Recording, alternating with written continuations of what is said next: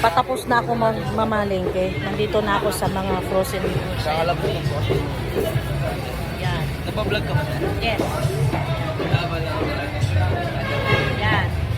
So ngayon, oh, sabi niya wala na, meron pa pala. Sabi niya kanina wala na. Hindi, wala na nga eh. Ayan oh. Hindi ako nagsabi yun.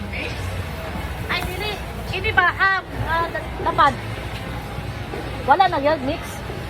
Wala, sabi mo umix. Ayan nga. Wala na nga. Okay lang? Mixed veggies? Oo. 20 na lang yata din.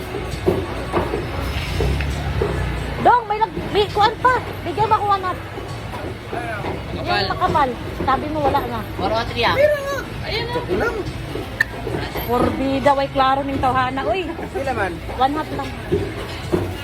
Dalawang 1/4 lang dong. Video makati. Ha? Live video.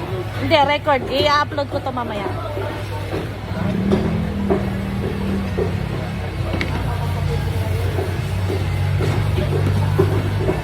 One-fourth.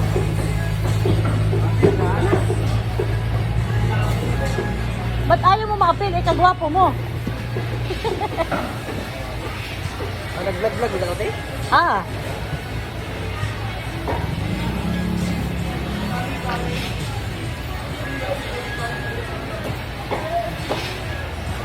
Ang daming binili ni Kuya. Ah, di ba pakialamera pa ako? Parang ang dami-dami mong lutuan, Kuya. Paano yan? Sa umaga? Sa umaga. Ah, nagbebenta ka? Ah, galing. Resibo pa yan?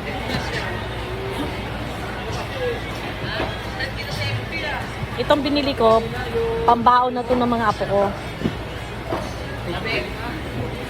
Para Tuesday na ako uli mamalengke. Ano nangyari? Wag mo nang bawasi, wag ka matakot. Sige. Kahit naman nung gawin mo, hindi mag-iiksakto yan. Oh. Diba? Anong tawag dyan? American ham. Ah, American ham. Oh, pasensyahin na ha. Naghugas naman si Kuya kahit kinamay-kamay niya. Huwag tayo mag-bash, no? Dapat may gloves. Okay lang. Considerable naman kasi palengke tayo. Aha. Kuya, hindi sa akin yung star. Tapos, ito yung sinasabi ng anak ko na ito, imbutido. Na, naglibog na. Dari ta dong, ilipat mo sa akin dong. Dari dong, harita dong. Pila ganin eh? 67. Yan, bumili ako ng sweet ham, 1 kilo. 240 ang kilo. Pina 1/4 ko. Ayan. Para isang supot, isang lutuan.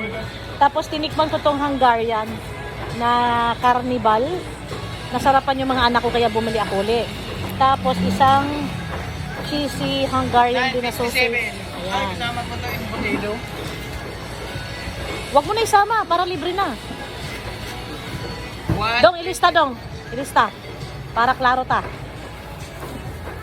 Tignan nyo ha. Yan lang pinamili ko. Yan. 1,000 na. Grabe. Noon 1,000. Hindi ko na mabitbit ang dala ko. Ngayon, kayang-kayang ibitbit. Pwede mo pang itapon na lang. Kasi ang gaan-gaan. Grabe yung panahon. Sobra.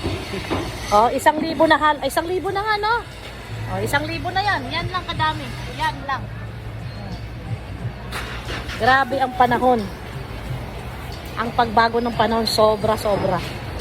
Okay, magkano ng atraso ko? Ay, nagsusulat pa. May delivery pa sila.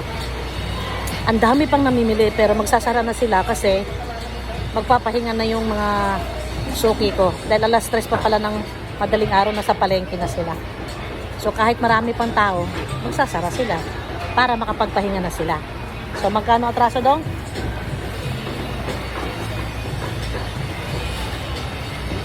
Ah, pareho ng ano niyan, presyo? Ah, okay. Ayan. 398. 1.6 kilo ng ham at saka American ham. Sweet ham at saka American ham. Yan. Nililista na ni Kuya. Kasi pagdating sa bahay, nagkukwenta ako, ay bakit ito na lang pera ko? Para walang makalimutan. Okay? So, eto na. Magbabayad na tayo sa katotohanan. Ayan. Eto na ang ating atraso. 1,024. Ayan. 1,024. Ilang items lang to? 1, 2, 3. 3 items lang guys. 1,024. Pero ito naman guys, mga ano to, 2 to 3 days na namin to na budget na pang almusal at pang baon ng apo ko. Okay? Sign off muna tayo guys kasi magbabayad tayo ng ating pinamili. Bye!